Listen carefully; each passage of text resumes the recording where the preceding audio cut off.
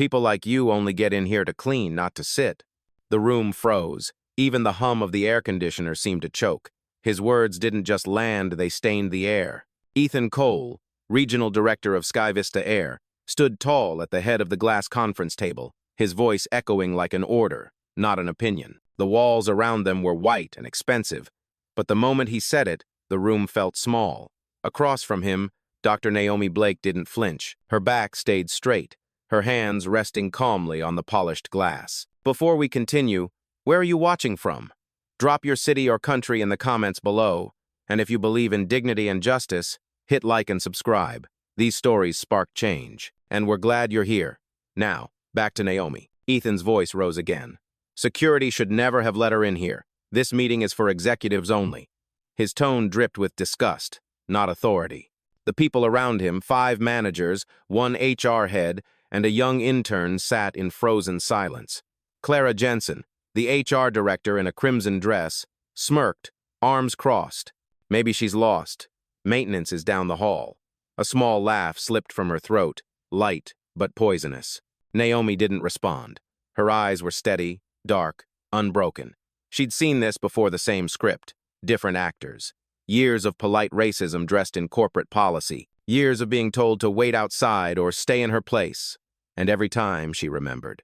Ethan mistook her silence for weakness. He slammed a folder onto the table. "You hear me? You don't belong in this room." Papers scattered, and 1 sheet brushed against her wrist. Naomi didn't move. She simply blinked, slow, deliberate, like a lion deciding whether to roar. In the corner, the intern, Lila Tran, stopped typing. Her face drained of color. She glanced at the company logo behind Ethan's SkyVista Air and then back to the woman sitting calmly beneath it. Something didn't add up. Naomi finally spoke, her tone quiet but sharp enough to draw blood. "You talk a lot about belonging for someone who's about to lose his." Clara's smirk faded. "Excuse me?" Naomi met her chaza. "You heard me." Ethan laughed, the sound brittle. "Listen, lady, I don't care who sent you. You're wasting my time."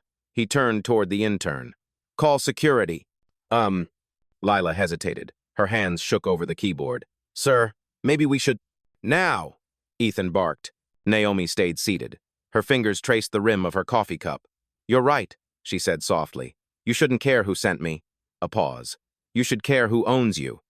The words hung in the air like smoke, impossible to ignore. Clara's hand slipped from her hip. Ethan blinked, once, then twice, as if his brain needed time to process what he'd just heard. No one spoke. No one dared. Naomi leaned back in her chair, her voice measured, every syllable a warning. "You see, the problem with power is that you think you have it until someone reminds you who gave it to you." Lila swallowed hard. She didn't understand everything yet, but she could feel it, the shift, the quiet unraveling of arrogance. Outside the conference room window, planes taxied under the afternoon Sunday. Inside, a storm was gathering, and none of them realized they'd already lost control of the sky. The tension in the room did not break. It thickened. Every eye in the conference room darted between Ethan's clenched jaw and Naomi's stillness. For the first time, his authority looked small next to her calm. She reached for her laptop, opened a clean document, and began typing as if the chaos in front of her did not exist. Ethan's voice cracked. "What exactly do you think you are doing?" Naomi did not look up. "Taking notes," she said. "Someone should document how leadership behaves when they forget what leadership means." Clara shifted in her chair. "This is ridiculous. We have real business to discuss, not lectures on feelings." Naomi's fingers paused. "You are right," she said. "Let us talk business. Let us talk about equity, contracts, and what happens when discrimination becomes measurable data." The words cut through Clara's composure like glass breaking in slow motion.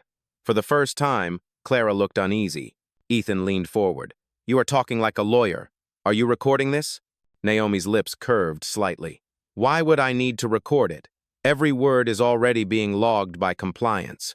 That name compliance made Clara flinch. She looked at Ethan quickly, whispering, "We are not under audit, are we?" Naomi closed her laptop slowly. "Not yet," she said, her voice calm, her eyes never leaving Ethan's. "But I am here to see why that might need to change." The door opened quietly. A janitor walked past the glass wall with a mop cart, glanced inside, then looked away quickly. The image was brief but sharp, like a reflection of everything unspoken in that room. Ethan exhaled loudly, trying to reclaim control. "All right, enough games. Tell me who you report to. I will have this entire stunt shut down before lunch." Naomi stood. The movement was so smooth it silenced the entire table. "You already know who I report to," she said. "The same board that signs your paycheck." Oh, a beat of silence. Lila's fingers hovered over her keyboard, frozen mid-air. Naomi continued, her tone even, precise. "SkyVista Air was acquired 3 years ago by Horizon Equity. You are sitting in a building paid for by my company. Every piece of paper on this table, every plane outside that window, carries my signature." Clara's voice wavered. "That cannot be right. You are saying you—" Naomi finished the sentence for her. "Own it? Yes." The room fell into an unnatural quiet. Ethan's hand tightened on the table edge. The glass beneath his palm creaked softly. Naomi looked around, her expression unshaken. "Now," she said, "let us continue this meeting properly, because I am not here to be dismissed. I am here to decide who stays." No one moved. No one even breathed. The hierarchy in the room had just flipped, and they all knew it. Ethan tried to laugh, but it came out thin, brittle, almost hollow. "You expect us to believe that? You just walk in here, say you own the company, and we are supposed to bow down?" His smirk twitched at the edges, not quite holding. Naomi stayed standing. Her hands rested lightly on the back of her chair. "I do not expect you to bow," she said. "I expect you to listen." Her calm was unsettling, the kind of calm that came from knowing every truth in the room belonged to her. Clara glanced toward the window where the afternoon sun hit the SkyVista logo embossed on the glass wall. Her reflection looked distorted, warped. "Ethan," she said, "maybe we should verify her claim before—" He cut her off sharply. "Sit down, Clara. This is just another activist stunt. She is bluffing." Lila's small voice broke through the static of tension. "Sir, I checked her name." Everyone turned toward her. Her hands shook, but she spoke anyway. "She is on the internal registry. Horizon Equity. Executive tier." The silence that followed was not quiet. It was loaded. Naomi met Ethan's eyes. "When you said people like me only belong here to clean, you were not just insulting me. You were defining your company culture." Ethan's nostrils flared. "You cannot twist this into some moral speech. I was protecting the chain of command." Naomi tilted her head slightly. Protecting it or abusing it? For a moment, he had no answer. His mouth opened, but no sound came out. She stepped closer, her heels making slow, deliberate clicks against the tile floor. "Do you know what happens when bias becomes measurable? It stops being an opinion and starts being evidence. I have spent 20 years collecting evidence like you." Clara shifted uneasily. This does not have to get ugly." Naomi turned toward her. "It already is. You just stopped noticing." Lila's phone buzzed quietly under the table. She looked down. A message from Corporate Ethics Division. "Is Dr. Blake on site? Confirm immediately." Her pulse quickened. Naomi caught her glance and gave a single nod. "Go ahead, Lila. Tell them I am here." The intern hesitated, then typed back with trembling fingers. "Confirmed." Ethan's face drained of color. "What are you doing?" Naomi looked him dead in the eye. "Finishing what you started." Through the glass wall, 2 figures in black suits appeared in the hallway compliance officers from corporate headquarters. They stopped outside the door, observing but not entering yet. Naomi's voice lowered, every syllable heavy with precision. "You wanted to talk about authority, Ethan. Here it is, and it does not look like you anymore." He turned toward the door, sweat glistening at his temple. "This is a setup," he muttered. Naomi's reply was steady. "No, this is a mirror." The door opened, and the first compliance officer stepped inside. The hierarchy shifted again quietly, decisively, and the man who once controlled the room realized he had already been replaced. The sound of the door closing behind the compliance officers was soft, but in that silence it felt like thunder. Everyone at the table straightened, instinctively adjusting their posture as if discipline could erase guilt. Naomi did not move. She remained standing, a steady silhouette against the glass wall where the SkyVista Air logo shimmered faintly. The lead officer, a tall woman in a navy suit, nodded respectfully. "Dr. Blake," she said, "we received your activation code. The session is being recorded for corporate review." Ethan's head snapped toward her. "Wait, What do you mean activation code? Naomi's tone was even. It means the audit has begun. A faint murmur swept the room. Clara's manicured fingers gripped her tablet tightly. You cannot just trigger an audit in the middle of a meeting, she said, voice trembling. Naomi's gaze turned to her, calm but sharp.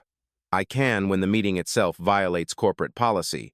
Discrimination is not management, it is malpractice. The officer tapped her tablet, the screen reflecting in her glasses. All statements and behaviors in this room are now logged. Continue. Ethan pushed back his chair. This is outrageous. You cannot just walk in here and... Naomi interrupted softly. Sit down, Mr. Cole. This is your opportunity to speak truthfully. Something in her voice made him obey. He sat, jaw tight, hands clasped, eyes burning with quiet rage. Lila, the intern, stared at her monitor, the cursor blinking on an empty document. She wanted to type what she was witnessing, but her hands would not move. She had never seen power shift so completely, so silently. Naomi circled the table slowly. I came here under the impression that SkyVista Air valued fairness and integrity. What I have seen today suggests otherwise. She stopped behind Clara. When leadership uses bias as policy, the brand itself becomes infected. Clara swallowed hard. Dr. Blake, we were following protocol. There was confusion about your identity. Naomi leaned slightly closer. The confusion was not in my identity. It was in your assumption of what leadership looks like. The compliance officer typed something rapidly. The clicking keys sounded like a metronome counting down to judgment. Ethan's voice cracked again, louder now. You do not understand how hard it is to run this division. We have deadlines, investors, and quotas. You think you can just walk in and humiliate us? Naomi turned to face him fully. Humiliation is a choice, Ethan. Accountability is not. Her phone vibrated once on the table. She glanced at it. A message from her assistant, Carla. Corporate board live. They are watching the feed. Naomi looked up, her expression unreadable. She placed her hands flat on the table. This is not a witch hunt, she said. It is a mirror held to the people who run this airline. And what you do next will decide whether this company rises or crashes. Ethan's breathing grew shallow. Clara's eyes darted toward the compliance officers, hoping for help that would not come. Outside the window, a plane lifted from the runway, rising slowly, silently, defying gravity. Inside the room, gravity was claiming something else entirely. For a long moment, no one spoke. The hum of the fluorescent lights filled the silence like static before a storm. Naomi's eyes swept the table, reading every face. Guilt sat heavy in the room, thick as humidity before rainfall. Then, from the far end, a small, hesitant voice broke through. Dr. Blake? All heads turned. It was Lila Tran, the intern, her voice barely above a whisper. Her hands trembled slightly as she stood.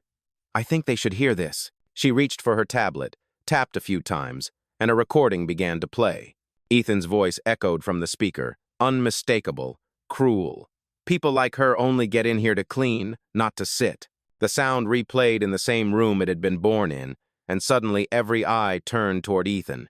His face went pale, his jaw tightening as if he could chew the words back into silence. Naomi did not gloat. She did not move. Her voice came soft, deliberate. You said that less than 15 minutes ago. Do you deny it? Ethan's lips parted, but no sound came. The truth hung in the air like smoke. Clara tried to recover.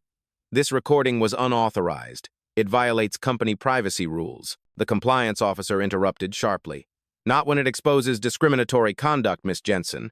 This recording is admissible. Clara sank back in her chair, defeated. Lila's voice wavered but did not break. He said it, and I could not stay quiet. I am sorry, Dr. Blake, for not speaking sooner.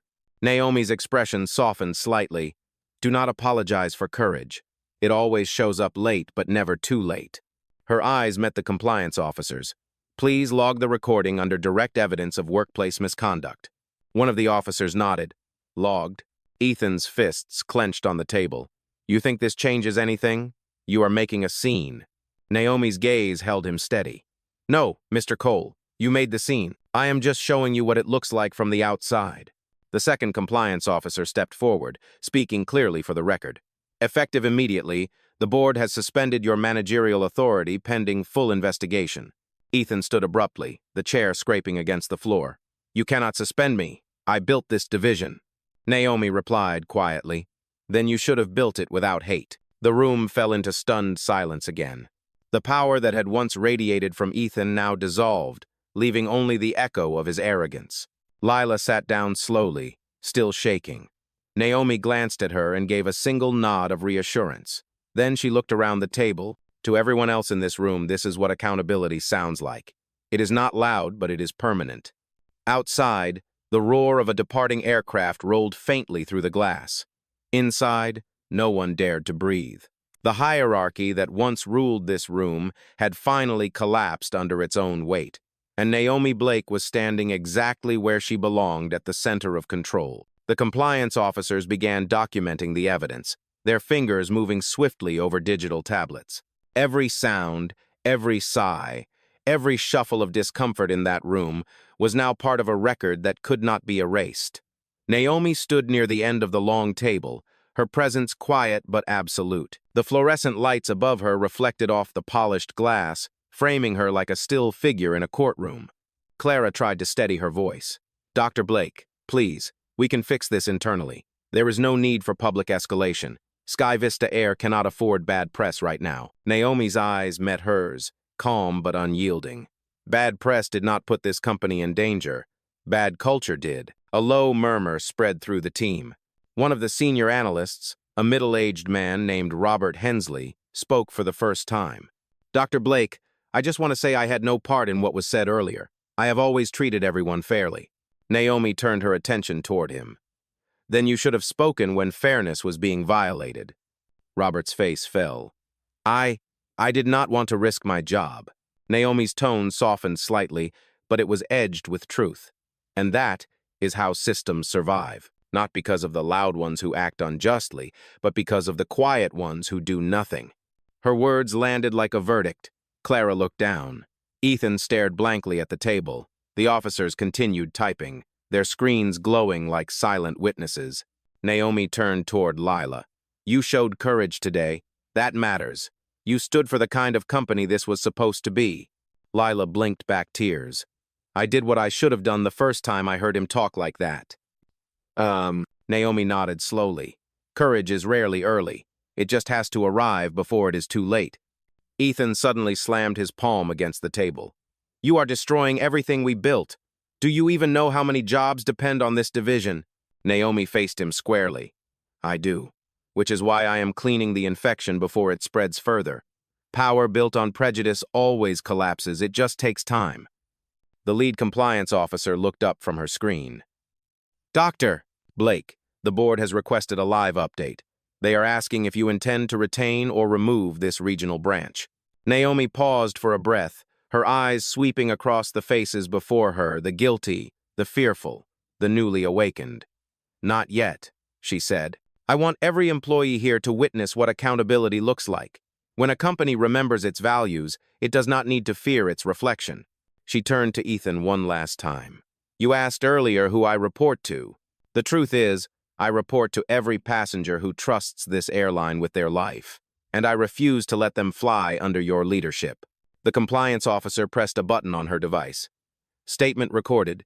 Outside the window, another jet roared into the sky, leaving a white trail that cut across the afternoon sun like a single stroke of judgment. Inside, no one dared to look away from the woman who had just redrawn the meaning of power. The silence in the room carried weight. Every breath seemed measured, careful, afraid to disturb what had just shifted.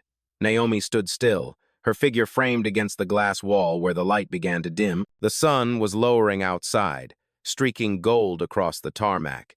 Inside, the faces of the leadership team looked drained of color, as though the light had abandoned them first. Ethan rubbed his temples, his voice breaking through the quiet like a dull blade. "You think you can come in here, take everything we worked for, and humiliate us in front of the board? You have no idea how this industry works." Naomi looked at him, calm as ever. "You are right," she said softly. "I do not run this airline the way you do. I do not confuse cruelty for efficiency." Clara crossed her arms, trying to sound composed. "Dr. Blake, there has to be another way. These employees depend on this leadership. You cannot just dismantle a system overnight." Naomi's eyes met hers. "Clara, I am not dismantling a system. I am revealing it. You are mistaking exposure for destruction." The compliance officer's pen tapped against her tablet. Please continue for the record, Dr. Blake. Naomi stepped closer to the table, her shadow falling across the SkyVista logo engraved in the glass. Every company says it values diversity until it costs them comfort. Every policy reads equality until someone like me walks in to test it. That is when the truth shows up. She turned to Ethan. Do you know how many complaints against this division have been buried in the last 12 months? 8, each labeled as resolved without action.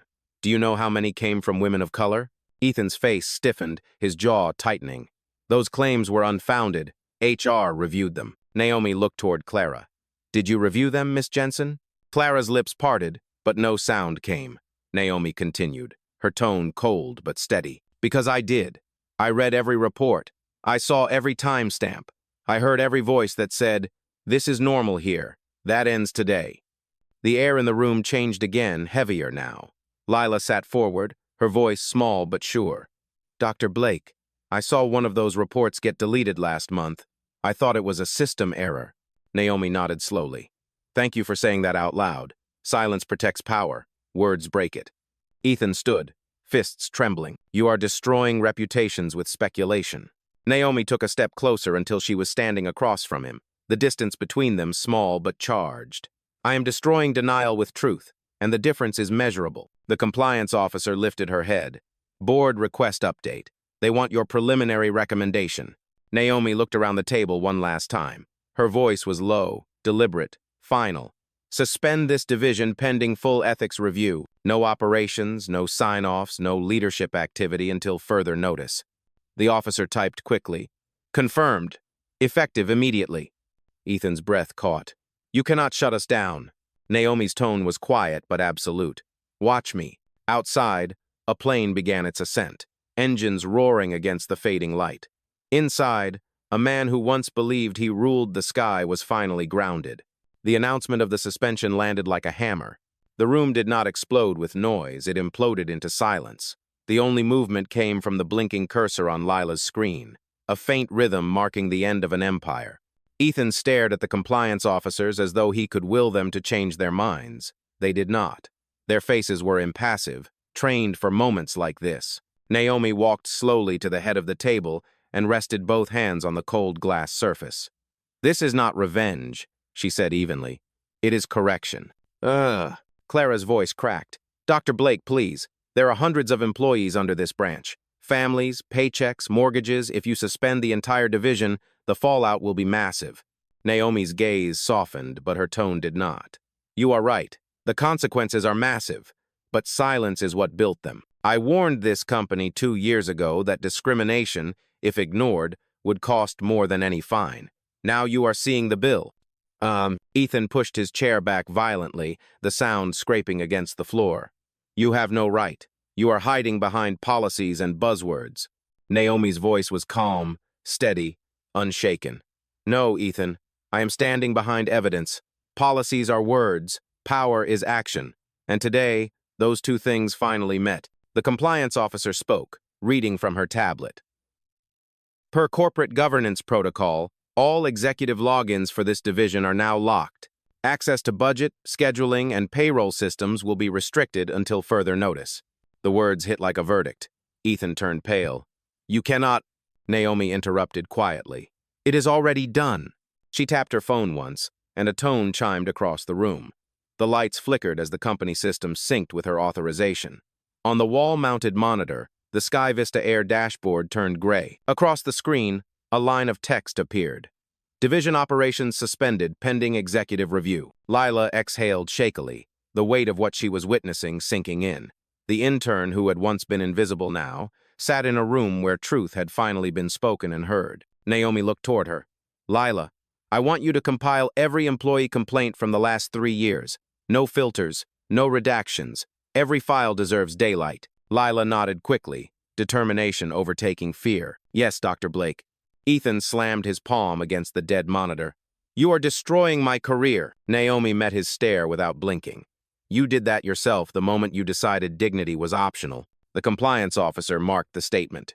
Quoted for record. Clara sank back in her chair, her confidence stripped away. Dr. Blake, she murmured. What happens now?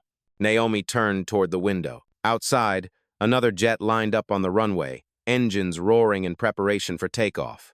Her reflection merged with the SkyVista logo on the glass, one woman, one company, one reckoning. What happens now, she said quietly, is what should have happened the first time someone said nothing. The room stayed still as the plane lifted into the sky, breaking through the last line of sunlight.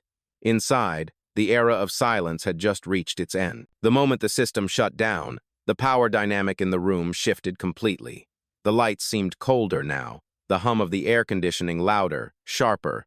Ethan's face had gone gray, his jaw locked tight as he stared at the dark monitor. Clara kept her eyes down, her manicured hands clasped together like a child waiting for punishment. The compliance officers stood near the doorway, silent witnesses to a reckoning long overdue. Naomi did not raise her voice. She did not need to. What happens next is not about humiliation, she said. It is about rebuilding.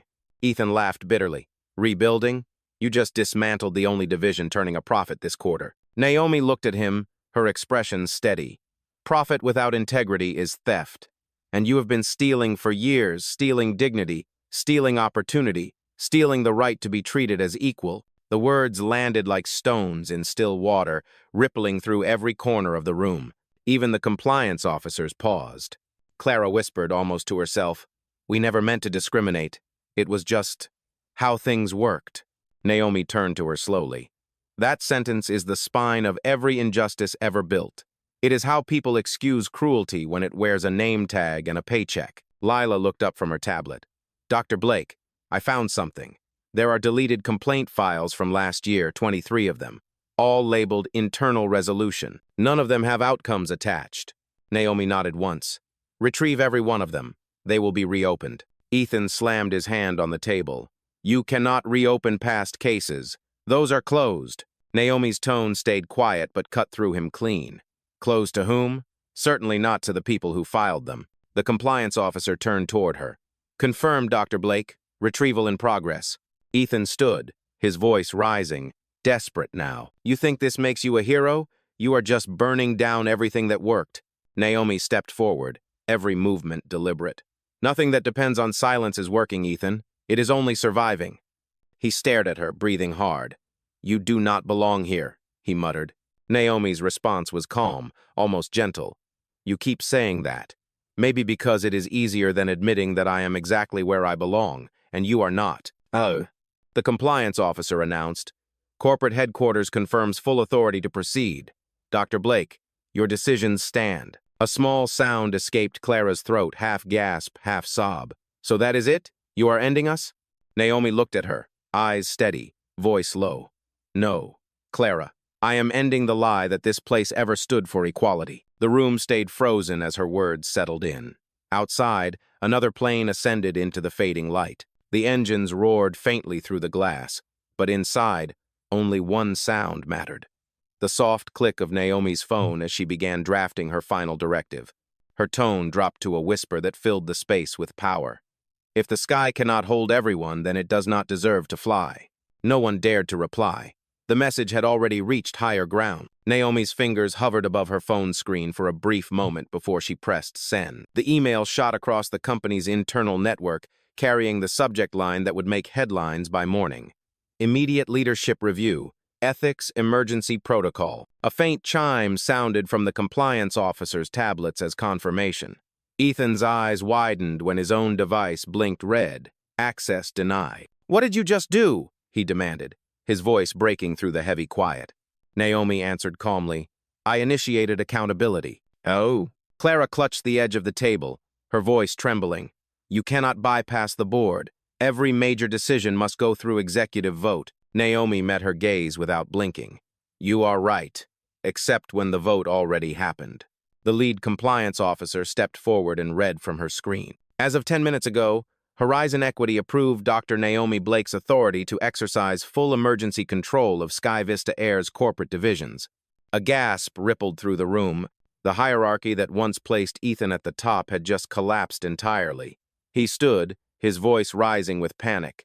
"This is insane. You cannot possibly believe this company can function without me." Naomi took a slow step toward him. Her tone was quiet, deliberate, and final. This company will function better without fear disguised as leadership. The compliance officers exchanged glances and began collecting their equipment. One of them spoke, "Dr. Blake, we will begin the data lockdown sequence. All administrative privileges for this division will be frozen within the next 60 seconds. Ethan's face turned red. You are making a mistake you cannot undo. Naomi's eyes did not move. That is what every man who abused his power said before the system caught up. Clara's voice cracked again. Dr. Blake, please. There are good people here. Do not punish everyone for the mistakes of a few. Naomi turned to her with calm precision. Then you should have spoken for them when those mistakes became routine. Silence is a choice, and today it is no longer an option. The screen on the wall flickered once more. Then, in bold white letters against a black background, a message appeared. SkyVista Air, Regional Division Access Revoked. Lila covered her mouth, whispering, "It is really happening." Naomi nodded slightly. It had to. The lead officer confirmed the action. All accounts locked. All operations suspended. Official notice sent to corporate media relations. Ethan's shoulders sagged, the weight of his downfall finally pressing him into stillness. You are proud of this? He said, voice trembling. Naomi's reply was quiet, measured. No, Ethan. Pride is loud. Justice is calm. Outside, thunder rolled in the distance. Rain began to hit the windows in slow, deliberate drops, each one reflecting the lights of the runway below. Naomi turned her gaze to the storm gathering beyond the glass. Let it rain, she said softly. After the storm, only truth should remain. The officers packed their tablets, and the meeting that had begun with arrogance ended with order.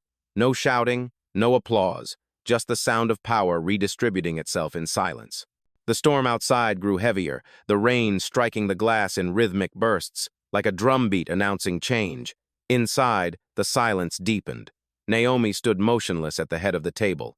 The glow from the overhead lights caught the calm outline of her face, a picture of authority that needed no volume to command attention. The compliance officers remained by the door, waiting for her next directive. Naomi looked toward the two people who had spent the entire meeting denying her presence.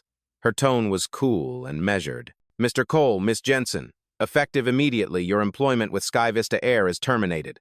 Clara's breath hitched. Terminated? You cannot. Naomi's gaze cut through her words. I can. And I just did. Ethan rose halfway out of his chair, gripping the table to steady himself. You do not understand what you are doing. This division cannot run without us. Naomi did not raise her voice. It already ran without integrity. That is worse. The compliance officer tapped a command on her tablet. A sharp tone echoed through the room as two badges deactivated. The tiny lights on Ethan and Clara's access cards flickered once, then turned red, locked out. Clara's face drained of color. You cannot just erase us. Naomi's tone remained steady. I am not erasing you. I am recording you. There is a difference. She turned toward the officers. Ensure both have their system access permanently revoked and their names flagged under ethics violation code. Confirmed, one of them replied. Ethan's anger cracked into disbelief. You think this makes you a leader? You think destroying people makes you powerful? Naomi met his stare, her voice a whisper sharp enough to pierce through his shouting. Power is not destruction, it is discipline. And today, discipline looks like accountability. Lila sat frozen at the corner of the table, her eyes wide. She had witnessed firings before, but never like this, never so quiet, so final. Naomi picked up her phone and pressed a single button. Carla, she said, her assistant's voice answering instantly through the speaker. Confirm full removal of Ethan Cole and Clara Jensen from SkyVista Air's network and payroll. Confirmed, Carla replied. Actions completed. Their profiles are archived for legal review. Ethan's voice cracked again, weaker now. Naomi, please. Naomi interrupted softly. No, Ethan. Save your apology for the people who never got one from you. Oh. She paused, then continued with a tone that felt almost ceremonial. Effective now, this branch will undergo full cultural reconstruction. No policy, no meeting, and no paycheck will move without proof of equity. If it costs comfort, it is worth it.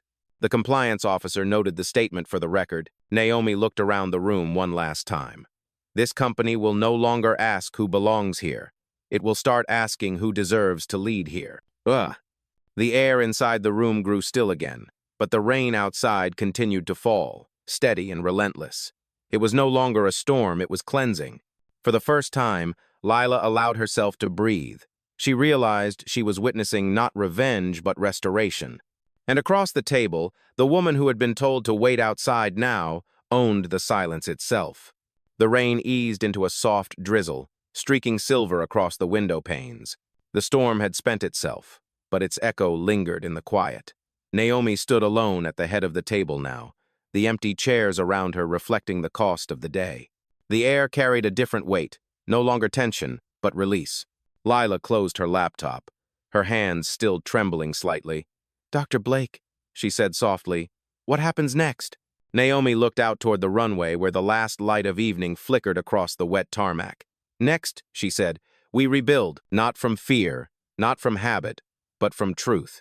She turned back to the room, her voice calm but full. For too long, silence has been the culture here. People were told to wait outside, to stay quiet, to be grateful just to be allowed in the room. That ends today. Every person who walks through those doors deserves dignity, not permission. The compliance officers finished packing their equipment. One of them approached her.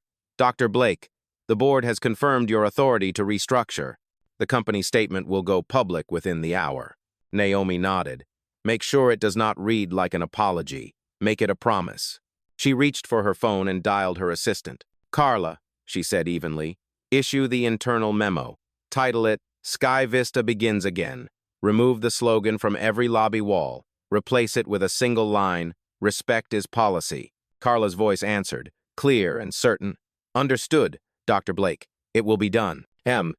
Naomi ended the call and looked toward Lila, who stood waiting by the door. "You can go home now. You have done enough for one day." Lila hesitated. "Thank you for not staying quiet." Naomi smiled faintly. Silence was never peace. It was only permission. She turned back to the glass, watching a single aircraft lift through the thinning clouds, its lights steady against the dark sky. "Let them fly," she murmured. "But let them fly better." As the plane disappeared into the night, her reflection remained calm, unshaken, the embodiment of quiet justice. She did not need applause. The silence itself was the proof.